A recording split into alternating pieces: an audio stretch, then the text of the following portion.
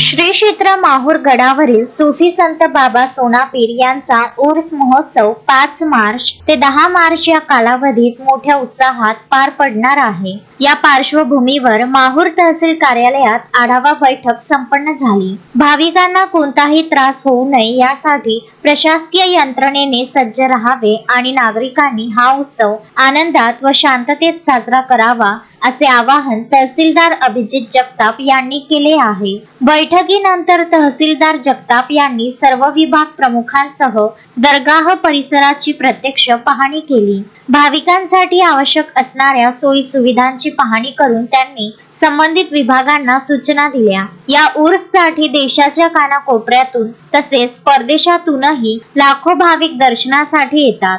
लाखो भाविकांच्या उपस्थितीचा विचार करता प्रशासनाने आरोग्य व स्वच्छता यावर विशेष भर दिला आहे। भाविकांसाठी शुद्ध पिण्याच्या पाण्याची व्यवस्था, पोलीस प्रशासनाकडून चोख बंदोबस्त आणि गर्दीचे नियोजन, लहान मुलांसाठी पाळणे, मनोरंजनाची साधने आणि विविध दुकानांसाठी जागा निश्चिती करण्यात आली आहे। या बैठकीस मुख्याधिकारी विवेक कांदे, पोलीस उपनिरीक्षक शरद घोडके, नायब तहसीलदार कैलास जेठे, नायब तहसीलदार सूर्यवंशी, तालुका आरोग्य अधिकारी डॉक्टर राजेश माचेबार तसेच वन विभाग, BSNL आणि महसूल विभागाचे अधिकारी उपस्थित होते।